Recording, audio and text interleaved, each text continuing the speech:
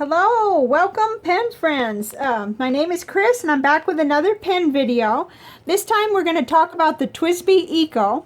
I'm going to just tell you my thoughts on it and show you the pen. I don't know if you could call it a review or not because I'm not real into technical stuff, but I can tell you what I like about it, what I don't like about it, and I can show you some comparable pens and stuff. But it comes in this little cardboard sleeve. And then on the side, of course, it tells you the TWSBI Eco. And I did get the clear with a medium nib for mine. So, and I've already got it inked up because it's always inked up with some shade of blue.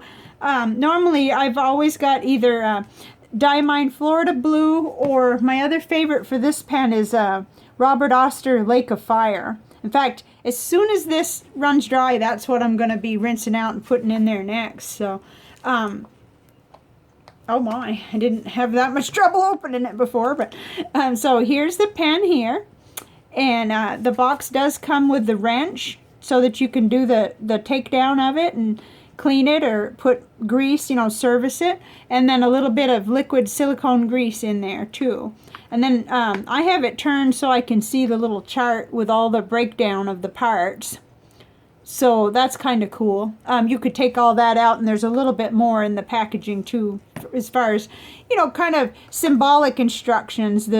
It's all there for you. So I really need videos though when I'm learning things. So I have to get on and see, how to go about things.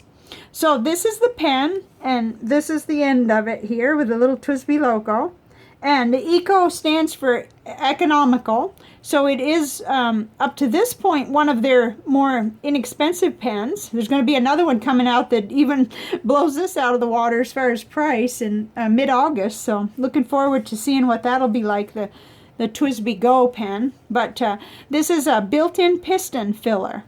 And so it has a real good capacity, and I've got that stuff written down because I don't remember things well. It's almost 2 milliliters. It's about 1 3/4 milliliter that it holds, so that's a lot of ink to write with. And then, like I said, I've got a medium nib on there. And let's see. Inside the cap, what I like is that portion there that helps you out with keeps the nib nice and moist. I have never had any trouble with whatsoever with this pen. It's like totally 100% reliable, and that's what I love about a pen. I don't really like to have to prime or fuss with a pen. When I'm ready to write, I'm not really ready to play with a pen, but I'll do that. I have some pens I'll do that with, but thank goodness, this is one of those you don't have to do that with. And even though this is their more, economical line, I think it's pretty. I like this pen very much as far as the looks. And I know that's an opinion, It has TWSBI, the initials there, written right there.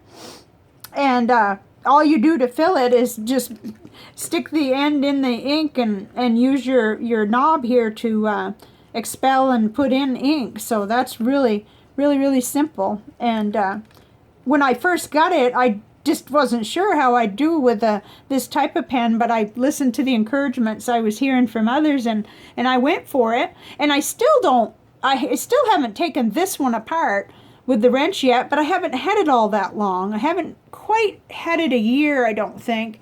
It's probably getting close to that now. And I will need to do that sometime. I've found other ways to clean it, the old-fashioned way, and also sticking with the blue family of color in this one. Excuse me, I haven't had to take it down yet to get ink out. It's rinsed and done really well with one of Brian Goulet's techniques of just, kind of putting the water in and out and running it through and letting it dry real good. So, but this is one of my favorite colors to have in this one, is the Diamine Florida Blue. And let's see what else you can say about it. I'm going to open this up so it doesn't disappear on me. I did some writing in my trusty Rhodia gold book that I won from Ink Journal there, and I got that in the book. But we'll see if we can do a writing sample right on camera too. I'm just going to try it. What the heck? But for right now, you can see I wrote all of this page with the pen, and I did kind of a sample, and The pen cost me $28.99 from Goulet Pens. It comes, like I said, with the wrench and the grease. It's about 5.5 inches long, so it's very standard size. And it's 21 grams, which to me it's light, nice and light, but that doesn't deter. I like that. And then the ink capacity is about 1 3/4 milliliters. And you can get the pen in extra fine up to 1.1 millimeter. So that's cool. And that I wonder if that there may be more options, but that's to my knowledge, that's all. And the one I'm showing you is a clear demonstrator. But they have a variety of colors. You can always get the clear, the white, and the black pretty much standardly on stock, and then they have all the special edition, limited edition ones that come out. So it's a steel nib and it's very smooth. I love it. So I've got some opinions here. Of course, that's what a review, I guess, is all about. I find it to be a very smooth writer and a very wet nib. Nice. And then I love the ink capacity. The fact that, you know, I do a lot of journal writing and I don't have to be worrying about it running out every 5 minutes. I find the pen to be beautiful. It's economical depending on the whole scenario there. And I wrote down here, I'm very glad I purchased it when I had the money. At the time I purchased it, I really had a lot more money. There was a extenuating circumstance there. But at times, you know, almost $30 can feel like way too much to me. And you know, pretty much that's how it feels right now.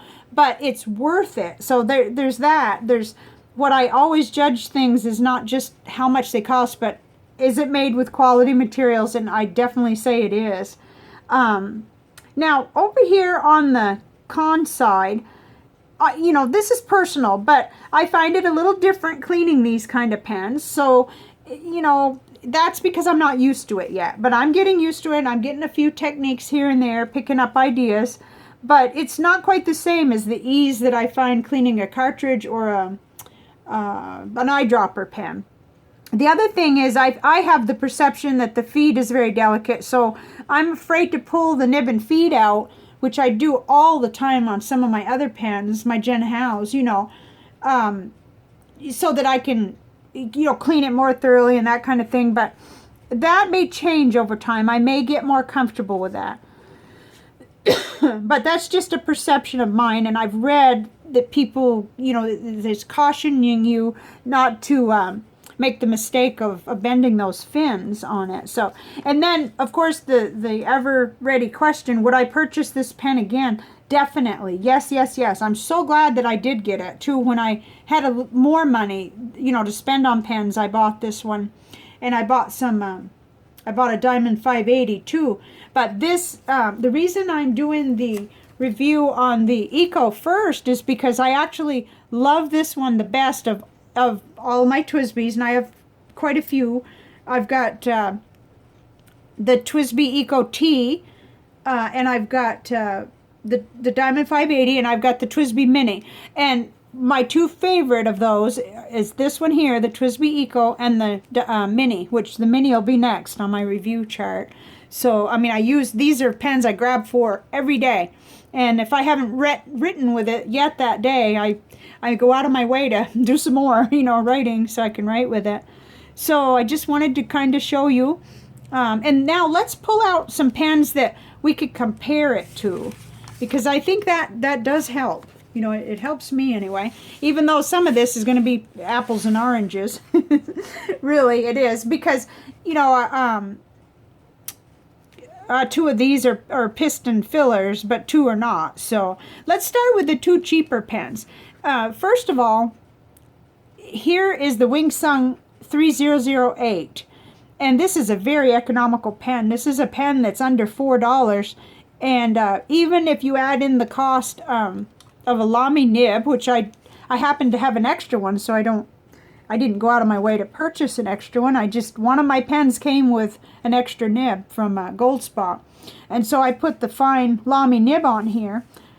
Excuse me, which to me is a plus to be able to do that. But, you know, I have little issues here and there knowing that these materials that this pen is made out of, and I did change that horrible rusty screw there. Thanks you know, very much to JPL, I think is the reviewer's name, that had all that information on the size of the screw and all that neat stuff. So anyway, that looks a lot better now.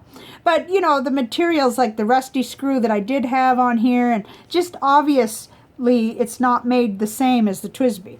But the TWSBI's not $4 either, and it's not $20, it's almost $30. So I have probably a total of about $18 in this pen, but it's comparable. You know, it really is. They don't look exactly the same, but they function the same, and I'm thrilled with the way this writes. Almost unfair to bring that one out compared to the Eco. And then this is really apples and oranges here, but this is the Genhow 992, and the difference here being that this is not a piston, built-in piston. This is a converter, and or you can just go ahead and eyedropper it real easily. So, you know, again, it's a different, you get a great capacity when you eyedropper that. I'm sure you get more in there than you could in these others when you eyedropper it, but I tend to use it with the cartridge converter anyway, so. But, you know, it's a demonstrator, and it's like $1 a pen, basically. Probably I paid $2, I don't remember, on eBay. And then another one that is, I say these two compare very, very similarly in size and weight, but this is the Llama Vista, and I've got a cartridge in there right now.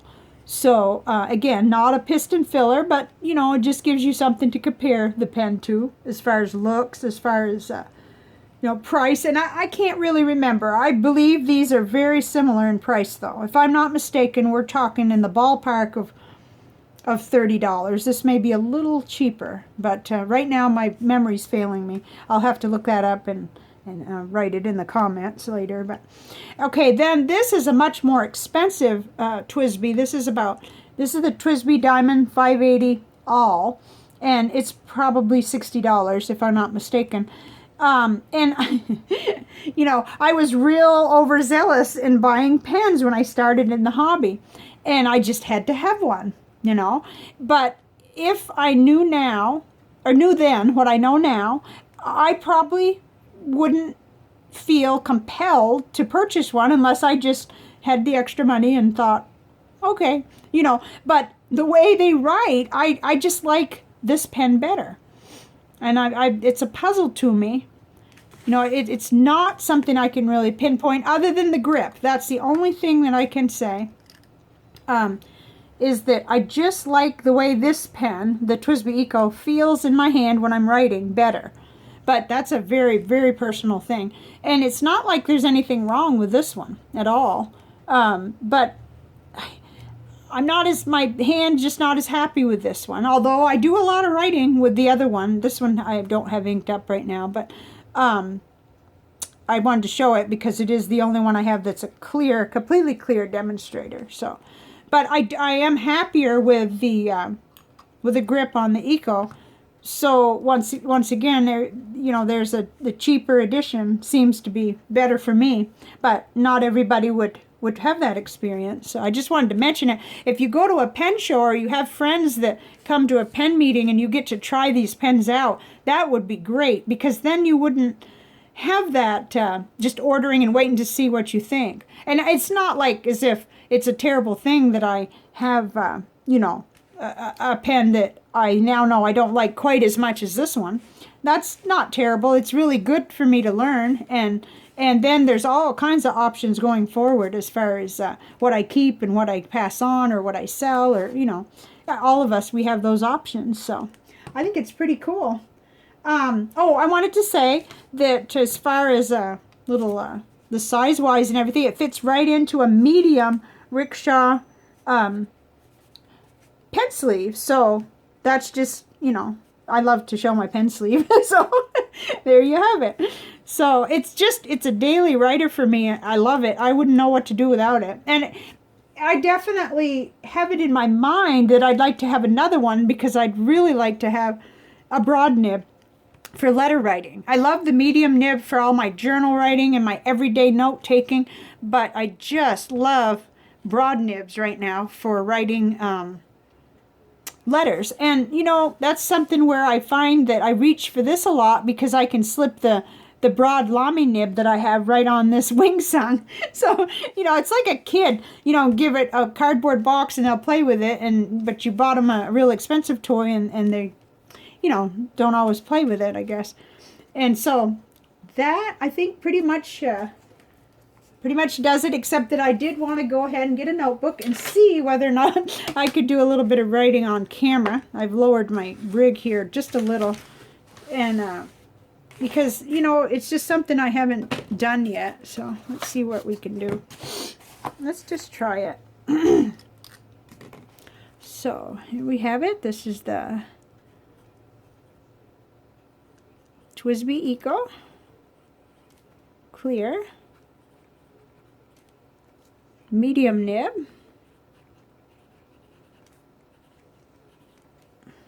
With Diamine, hope you can see this, Florida blue. And I find that it keeps up well, and it's a wet writer. I don't know, I love this pen, and I keep it full. It's actually getting low right now, though. It's like right here. So I'm going to be able to go back to Robert Oster Lake of Fire here real soon. There's really, you know, even though I put a couple things over in that con column, there's really nothing at all that I don't really like about this pen. It can challenge me, but there's nothing wrong with a challenge. I love that. You know, I get lazy and I get quick at things. But I don't know if you can see. Maybe I'll hold it up even better to do this. The quick brown. It doesn't do much for my writing, but fox jumps over the, whoops, lazy dog. There. But anyway, I find it to be, it'll keep up with anything I want to do in my journals, and just wonderful writer. And wet, you know, considering that that's a medium nib. So there we have it. And last but not least, we have a crystal, and a reason even for it. Some of you know from Instagram that I had quite a week. I got injured on Saturday real badly. I got knocked right down on the concrete by my doggy nephew. He wasn't, you know, it wasn't on purpose, but whoo, he slammed me from behind and I got hurt real bad. I got a sprained ankle. I got scraped up. I don't even know. Oh, okay. That's enough of that. But I got a really sore side because I landed on my back, on my ribs. But anyway, I needed to have the most soothing of crystals next to me, so I got all my rose quartz out. And this is one of my favorite pieces of it. Not sure if this has made too many appearances, because it's one that I generally have in a certain place, and the smaller one usually gets around. But anyway, we got this Crystals by Jenny Harding, and I wanted to read a little bit from here. It talks about easing emotional stress and regulating the physical effects of stress, such as panic attacks, eases anxiety and fear. And I'm laughing because I was so nervous. I wasn't sure. I thought, am I bleeding internally? What might be wrong? It was sort of like right on that line between, do I go to the emergency room, or, you know, I was reading my insurance book on what to do. You know, those charts they have where it says, like, okay, did this happen? Okay, then seek medical care immediately. Or if no, then okay, after 48 hours, you know. So I was like trying not to have a panic attack, but the pain was so bad at first, and I'm such a wimp. So my crystals really do help trying to, you know, remember that, okay, calm down, you know, and just, you know, appreciate the healing effects of these crystals. So, and rose quartz is known for its healing effects and its positive energy. So I got this out. Let's see. Its soothing frequency allows it to interact with the body and the energy field, gently bringing a nurturing and supportive element into a healing layout. Well, I needed probably to have a giant cave of rose quartz, but I can laugh now because I'm much better. And I mean, that was Saturday, and so I've had several days to recuperate on the couch, basically. But holding rose quartz is an effective tool for dealing with emotional stress, and a piece placed under the pillow helps improve the quality of sleep. This is one of my very favorite and very first crystals to have too. So it says right here it's one of the most popular of all crystals and often one of the first to be collected. I didn't really actually know it said that here. It is a member of the quartz family that is colored by impurities of manganese or titanium. The range of color in rose quartz varies from deep to very pale pink. It is mostly fairly opaque, although some clearer polished pieces have a beautiful translucent appearance. I have a small one that's like that, but I'm not sure where it is right now. So this is a beautiful, beautiful crystal, and thank goodness I believe I'll live. But I didn't even get to do my video on Saturday. So I'm just so grateful to be back into, semi-commission. I'm still got to stay off my foot and rest my side there quite a bit. So thank you for joining me, and let me know in the comments what you think of the TWSBI Eco and the other options that there are in these kind of pens. I'm just a real TWSBI fan, and I also recognize that there's other options too, which is really fun. It's nice to have options. So have a great rest of your week, and I will see you next time. Bye now.